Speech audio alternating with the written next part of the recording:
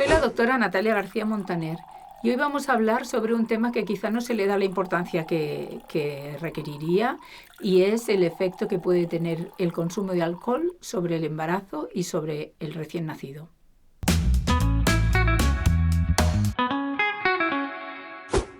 El efecto del alcohol en la embarazada se llama trastorno del espectro alcohólico fetal. Pues las repercusiones pueden ser muy variadas, desde leves hasta muy graves. Y el extremo más grave de todos, la afectación más grave, se le llama síndrome alcohólico fetal.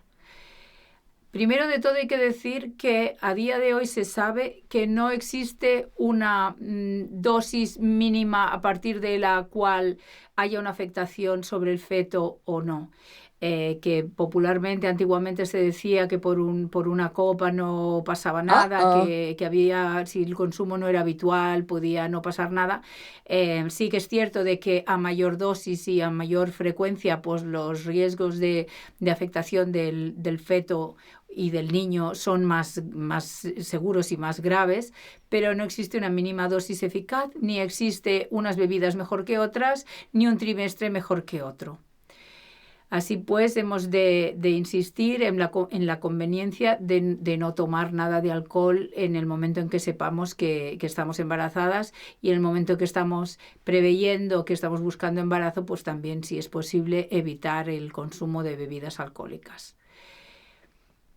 El efecto del alcohol sobre el feto tiene dos connotaciones. Primera, que en las primeras etapas del embarazo, pero a lo largo de todo el embarazo, el cerebro fetal es muy sensible, y el alcohol atraviesa de forma muy fácil la barrera placentaria, de manera que más o menos a las 2 horas del consumo la dosis en sangre de alcohol en el feto se equipara a la de la madre.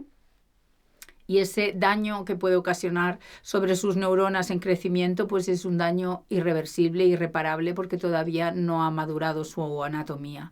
Y por otro lado, también tenemos que tener en cuenta una cosa muy curiosa que probablemente no os hayáis planteado, que son las dificultades que tiene el feto para eliminar el alcohol.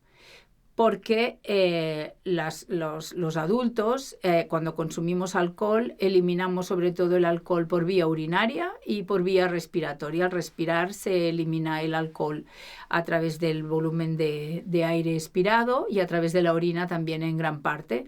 Pero el embrión y el feto no tiene capacidad de eliminarlo por el pulmón, por razones obvias, porque no respira, y el alcohol lo elimina en parte por la orina, pero la orina va a parar al líquido amniótico, y el feto deglute constantemente líquido amniótico, con lo cual elimina este alcohol al líquido amniótico, lo vuelve a tragar y se vuelve a envenenar. Por tanto, si la madre toma una copa, el feto toma 3 o 4. O sea que esto es un dato también muy importante para concienciarnos de que no hay que tomar alcohol bajo ningún concepto a lo largo del embarazo, porque es la principal causa de retraso mental en niños, y es una causa absolutamente evitable. Por tanto, hay que ser muy tajantes en esto.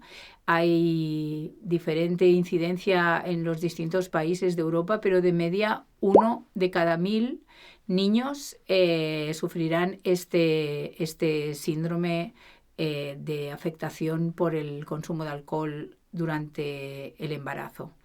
Y las afectaciones son variadas, desde leves hasta más severas, pero pueden ser, en casos muy graves, incluso representar la muerte fetal o los abortos de primer trimestre. Pueden afectar de forma a la anatomía del feto, pueden afectar a su estructura anatómica, y hay unos rasgos faciales que son característicos y que son fácilmente reconocibles en niños que han sufrido el efecto del alcohol durante su gestación. También pueden afectar a nivel cardíaco, a nivel renal, pueden tener diferentes afectaciones sobre lo que es la anatomía del feto, pero también las afectaciones más comunes son sobre la conducta.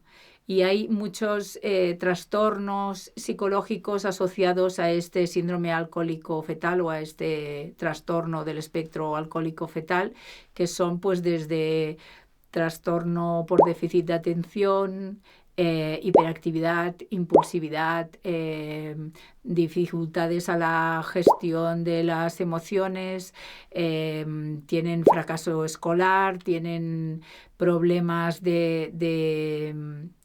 superiores al resto de población de abuso de sustancias tóxicas, drogas, alcohol, trastornos de conducta, conductas sexuales inapropiadas, a veces pues problemas para mantener las actividades laborales, en fin, que una serie de trastornos que pueden ser desde muy diferentes ámbitos, pero que tienen un elevado coste y una alta repercusión.